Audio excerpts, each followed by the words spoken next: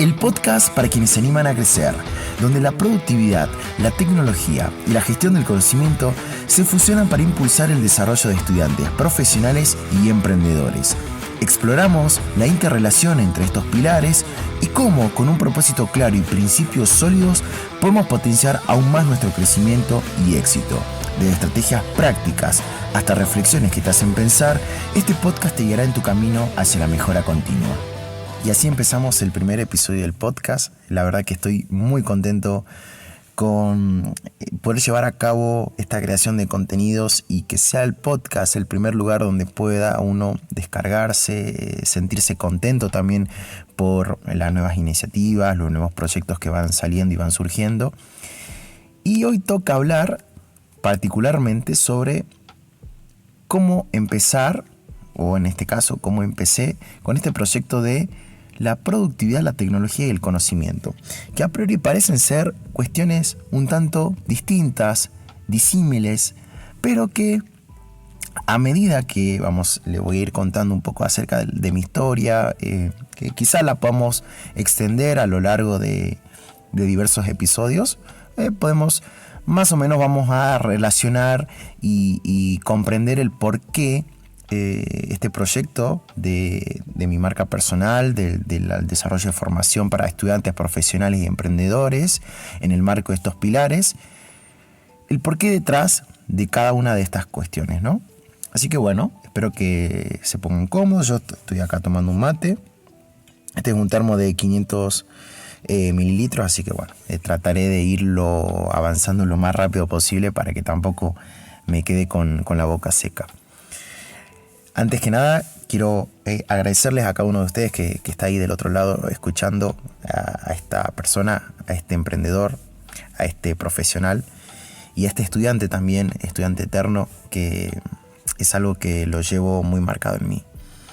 Comenzando un poco por mi historia, yo tengo 26 años, soy de Salta, Argentina. Y si tuviese que resumir mi infancia con un par de palabras o frases o oraciones, diría que lo que más me marcó en mi infancia fue, por un lado, el fútbol, los juegos con mis amigos, con mis primos en el barrio de mi abuela. Recuerdo pasar tardes y tardes jugando a la pelota, disfrutando. Pero también, por otro lado, fuera de esos momentos de juego, tenía constantemente en mi mente y gracias a que tenía el acceso, por ejemplo, a consolas de videojuego, en ese caso, a la tecnología. Y particularmente recuerdo un dispositivo que también lo comento en mi libro, pero tenía un dispositivo que era un celular Sony Ericsson Xperia de mi papá, el cual tenía una cámara que era impresionante para la época. Sacó una foto impresionante, el video también. Increíble esa cámara, ese celular. Entonces, ¿qué hacía yo?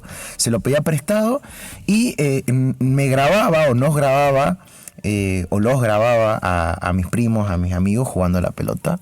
Y después yo lo compartí y lo subía a YouTube. En ese momento no se estilaba esto de tengo un canal de YouTube o me voy a crear un canal de YouTube. Era básicamente agarrar, compartir el video y que se difundiese por el mundo. Entonces, poco a poco este lado de la tecnología se empezó a involucrar aún más en mi vida. Hasta llegó un punto en donde, en una de esas tardes en casa de mi abuela, en esas tardes en la plaza del barrio jugando a la pelota, se me ocurre la idea de ¿qué pasa si creo una página, un blog de el club ficticio que teníamos con mis primos, que se llamaba Club Atlético Los Primos? Un club de fútbol que en realidad éramos 3, 4 jugadores, pero que yo tenía la ilusión de poder crear una página y que se conociese cuando entrenemos, cuando nos despertábamos para salir a entrenar, grabar, como si fuese un medio partidario, un medio del club, ¿no? Y bueno, la creé, era un blog, era de Blogger de Google, que gracias o de mala casualidad, no recuerdo bien en qué momento lo borré, pero bueno, eso es algo que me lamento mucho porque no sé si hace 10, 12 años que lo borré. Bueno, la cuestión, o menos, ¿no? 5 o 6 años que lo borré. Pero bueno, la cuestión es que a partir de ese hito, y ya en mi periodo de 12, 13 años, en la etapa de la secundaria, inicios de la secundaria, ya mi pasión por el fútbol era aún más desbordante, y en particular por el Club Atlético Central Norte, que es un club muy popular de acá de la provincia de Salta. Yo soy fanático y quería llevar a cabo entonces, ¿qué pasa si creo una página, un medio partidario del club? Y fue un proyecto que inicié a mis 13 años con el ascenso del club al Federal A, que en ese momento era el Argentino A, y creo no el primer medio partidario, pero entiendo que el primer medio partidario para un chico de 13, 12, 13 años. El proyecto, el medio se llamaba Soy Azabache. También estaba alojado obviamente en Blogger, porque no tenía en ese momento los recursos ni tampoco la suficiente capacidad técnica para el tema del dominio, del hosting y de alojarlo en WordPress y todo eso.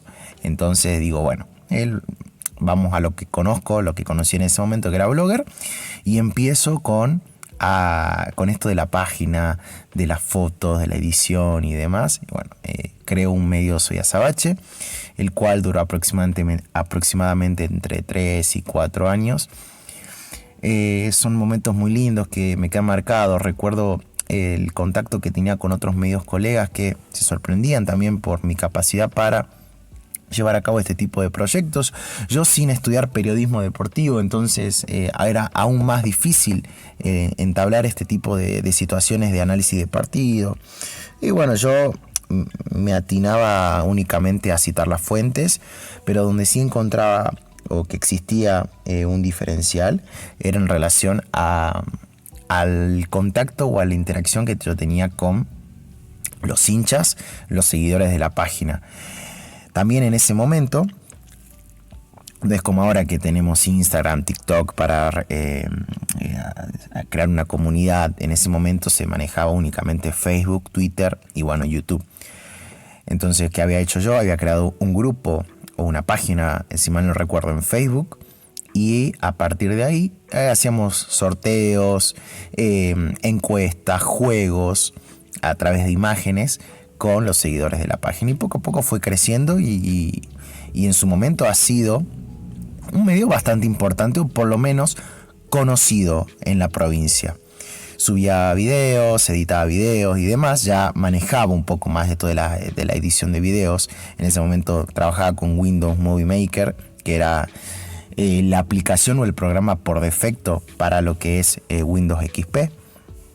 Entonces después, bueno, me acuerdo que me instalé una versión pirata del Sony Vegas, y bueno, también metía mis cositas, mis ediciones, que aún siguen. Si uno busca Soy Azabache en YouTube, van a aparecer todos los videos. Pasado ese tiempo, ya finalizado el proyecto, todo, me surge otra pasión, que es ya a los 15, 16 años, que recuerdo en casa de mi abuela. En el fondo había un mueble viejo y encuentro en el cajón una armónica. Esta armónica, la verdad que estaba medio deteriorada, pero yo no me importó. Me resultó curioso el instrumento, así que me lo traje a mi casa. Y yo ya tenía, bueno, acceso a computadora y demás. Entonces, bueno, busqué en internet cómo aprender a tocar la armónica. Y bueno, fue un viaje de ida, porque a partir de ahí, esto del autoaprendizaje, de poder proponerme algo y tratar de conseguirlo y luchar y qué sé yo, bueno, nace más o menos ahí, aprendiendo a tocar la armónica, donde particularmente o en paralelo surge una pasión relacionada obviamente a la música, que era el rock nacional, y me empiezan a aparecer videos obviamente de bandas que tenían canciones con armónica. Estas canciones con armónica las voy aprendiendo, qué sé yo, con el tiempo, y se me da cierta facilidad para sacar las canciones. Ok, ¿qué hacía? Pum, me grababa. De nuevo acá hilamos con la tecnología. Me grababa tocando la armónica tocando esas canciones que había aprendido y las subía a YouTube, nuevamente a mi canal personal. Así, con el tiempo, ya manejaba esto de las redes de Facebook, porque tenía mi Facebook personal, entonces también compartía esos videos sin ningún temor, sin ningún pudor. Y un grupo de chicos me contacta para formar parte de una banda local acá en Salta, una banda de rock, tributo a La Renga. Y yo obviamente a mis 15, 16 años dije que sí, me animé. La diferencia de edad tampoco es que se notaba mucho, pero a la hora de ir a los bares, de noche, bueno, yo iba acompañado de mis padres, de amigos, entonces se pasaba un lindo momento. Y obviamente era el sueño de todo adolescente rockero de poder tener su propia banda. Entonces yo estaba soñando con cada peso que yo ganaba en esos recitales, tocando la armónica, los invertía en mejor equipo, en placa de sonido, en guitarra, después aprendí a tocar la guitarra, el saxo, el bajo y distintos instrumentos también, de la mano esto con el autoaprendizaje. Y así me trae muchos gratos recuerdos, porque tocamos no solo acá en Salta, sino hemos tenido la oportunidad de tocar en Jujuy, en Tucumán. La banda continuó luego de que yo me fui de la banda, en realidad, cuando inicié la universidad. Se llama La Daga, por si quieren escuchar los temas. Después, bueno, formé otra banda paralela, también de tributo a La Renga, Lunáticos, donde acá ya era yo el cantante. Y bueno, seguía tocando la armónica. Y también lo veo ahora en realidad, pero en ese momento sentía esto de la facilidad para aprender y para relacionarlo con la tecnología y con la digitalización, con esto del internet y demás, y de compartir con el mundo. Finalizando ya la secundaria, claramente yo no sabía qué iba a estudiar. Yo fui a una escuela técnica de 6 años. Y recuerdo, bueno, técnico electrónico, la especialidad, y claramente odiaba y detestaba tener que aprender o tener que especializarme en una sola cosa. Para mí, lo mejor era que pasaba semana a semana, materia a materia, y yo algo nuevo tenía que aprender, algo nuevo tenía que saber. Por más que a los 2, 3 días me lo olvidase, pero sentí esa necesidad de poder aprender algo, interpretarlo y compartirlo de alguna u otra manera, ¿no? Entonces, en ese momento yo no sabía qué estudiar, qué carrera estudiar, y mi mamá, mi papá me mandan a una psicóloga para realizar este proceso de orientación vocacional, de los test vocacionales. Fue un proceso que demoró aproximadamente 3, 4 meses y tenía, por un lado, profesionalizarme en el ámbito de la música. También me surgía el tema de la comunicación, del periodismo y qué sé yo. Y también me salía una carrera que para mí y hasta ese momento era totalmente desconocida, porque no tenía familiares, ni nada, ni amigos, ni nada que se le parezca a la ingeniería industrial. Una carrera que, cuando la psicóloga me lo dijo, yo lo primero que dije, ¿qué es eso? Me acuerdo que lo fuimos leyendo, porque ella te daba como una carpeta con cada una de las carreras donde estudiarla, de qué se trataba y demás. Y resulta que la ingeniería industrial abarcaba una amplia gama de salida laboral, una amplia, como múltiples conocimientos o variados conocimientos, y no tan específicos como otras ingenierías, y que según mi perfil en ese momento daba para poder estudiarlo. Y digo, bueno, yo sabía que esto de la música, nuevamente voy a lo mismo, no iba a dedicarme a la música de lleno, porque tarde o temprano me iba a aburrir. El periodismo y la comunicación siempre estuvo, y digo, ok, si estudio ingeniería industrial, probablemente algo de la comunicación surja y esté alineada con esa elección. Entonces me inscribí en la Universidad Nacional de Salta y empecé a estudiar en el año 2017 ingeniería industrial. Ok. Bueno, surge, también hilando con lo anterior, surge otra pasión y otro descubrimiento. ¿Cómo carajos aprender a estudiar? Perdón por la palabra, pero en ese momento la sensación y la pregunta fue exactamente la misma. ¿Cómo carajo aprendo a estudiar? Había pasado un cuatrimestre, el primer cuatrimestre, con 2 de las 3 materias desaprobadas en ese momento, pero desaprobadas mal, incluso dibujo técnico, que fui la cargada del curso porque yo era uno de los pocos técnicos que había. Entonces, bueno, básicamente si estudiaste en una escuela técnica, el dibujo técnico lo tenés que tener totalmente aceitado. Bueno, yo lo desaprobé.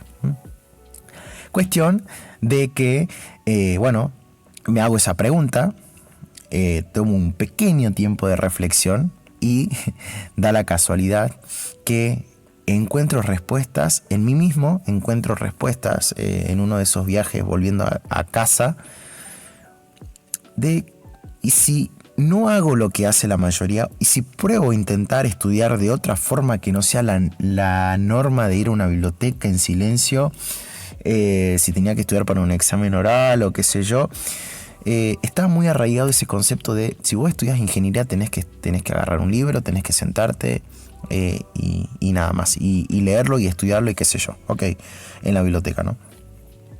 Bueno, yo qué hice, agarré, llegué a mi casa en esos momentos y digo, bueno, me voy a poner las pilas, voy a ver la manera de estudiar.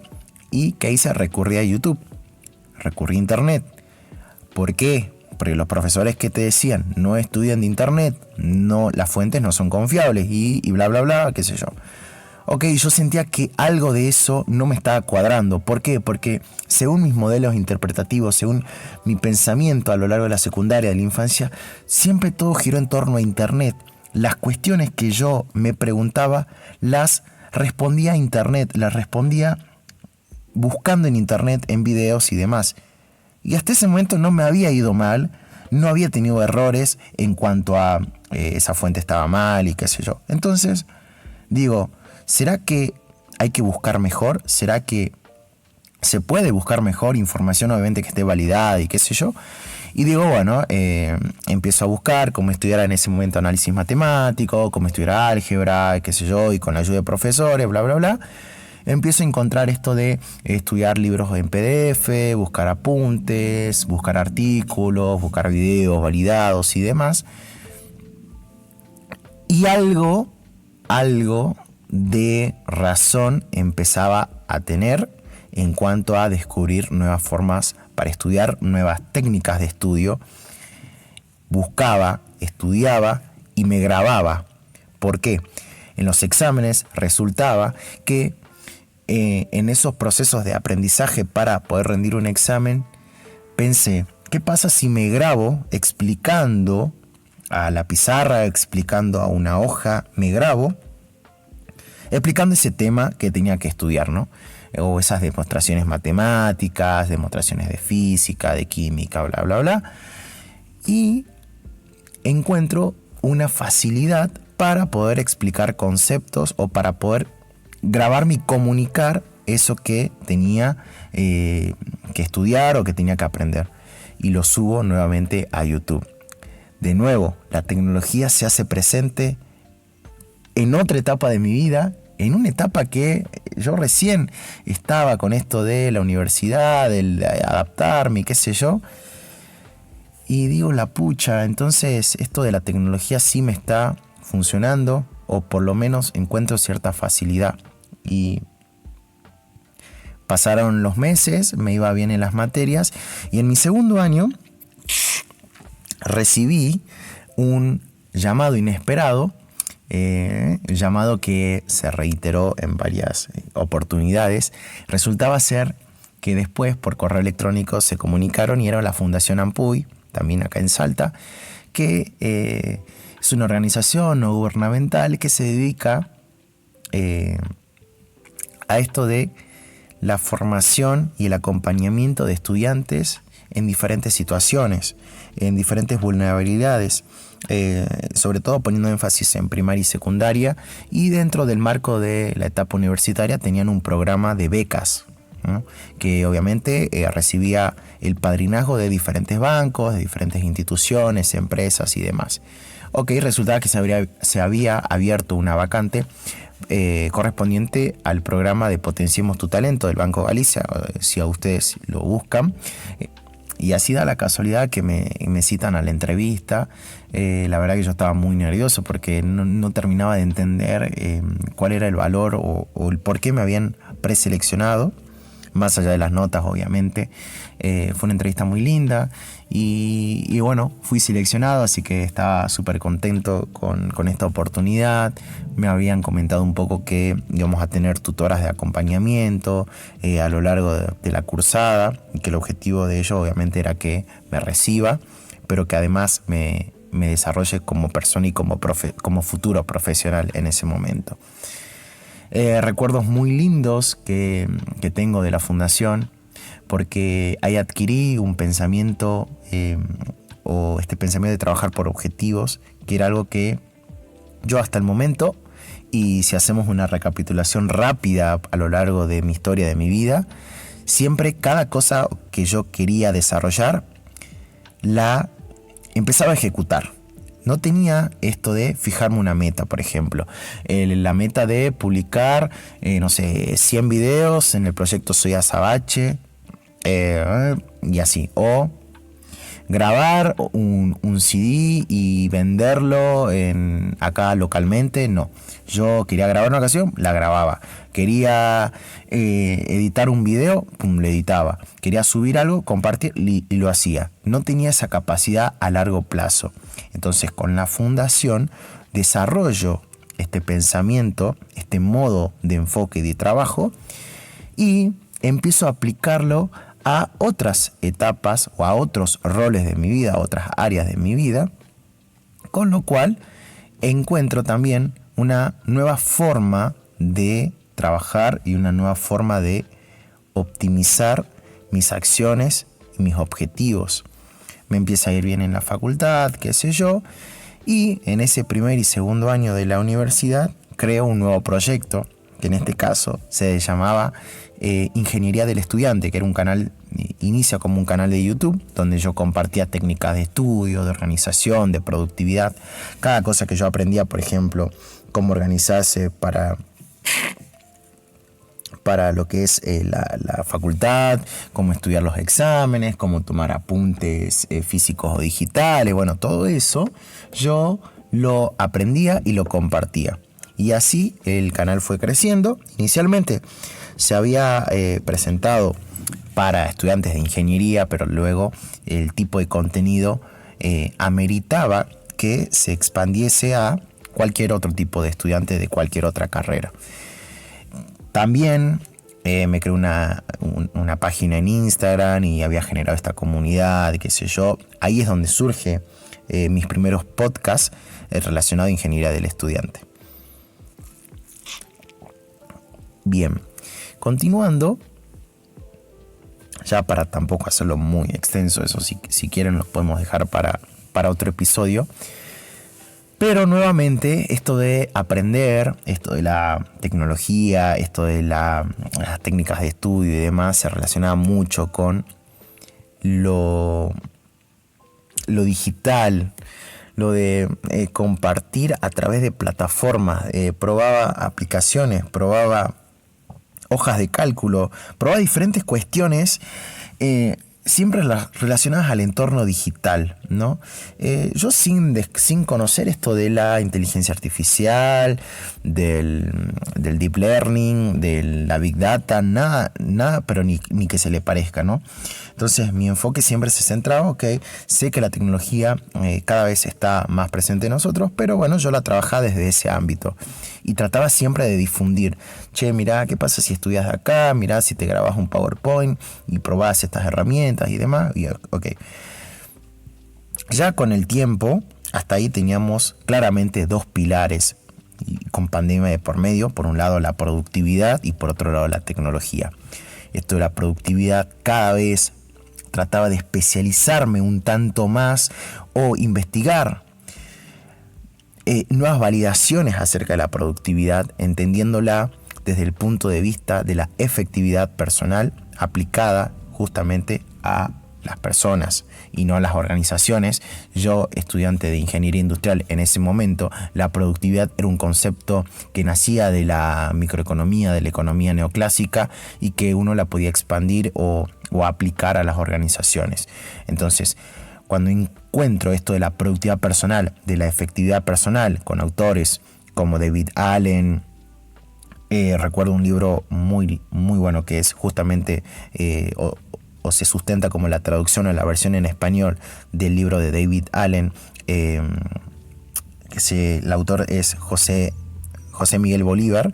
Cuando lo leo y empiezo a esto de profesionalizarme en el campo de la productividad personal, encuentro muchas gemas, muchas píldoras de información, de conocimiento, y de alguna forma esto de si lo que yo había, por un lado, trabajado con sistemas y metodologías de estudio, ¿qué pasaba si la aplicaba a otros roles de mi vida? Por ejemplo, al rol como en mi familia, o sea, el rol de hijo, el rol de hermano, el rol de novio, el rol de amigo.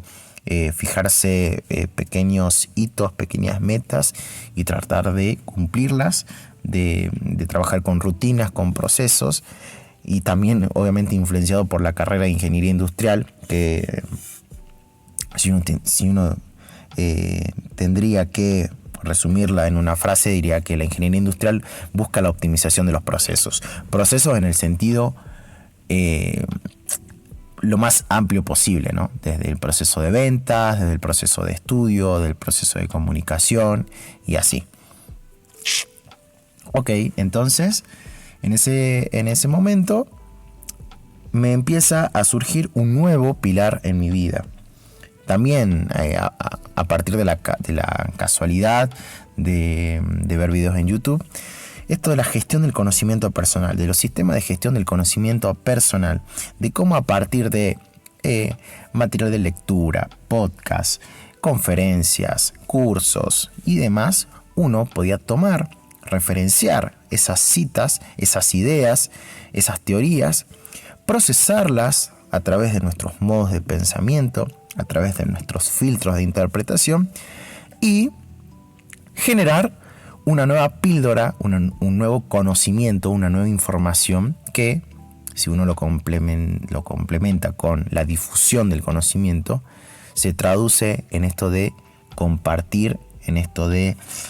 hay un término que resuena mucho, que lo vimos con un profe que admiro en la facultad, el profe Arciénaga, esto de el saber hacer, el know-how. Ok, esto de la gestión del conocimiento se relaciona mucho con el saber hacer. Y ese saber hacer surge a partir de poder tener la capacidad y el desarrollo de esta competencia de gestionar el conocimiento. Que uno lo puede gestionar individualmente, pero también se aplica a organizaciones. Entonces, aún más me llamaba la atención. Y ahí encuentro la tercera pata, que es la gestión del conocimiento, sumado a la productividad y a la tecnología.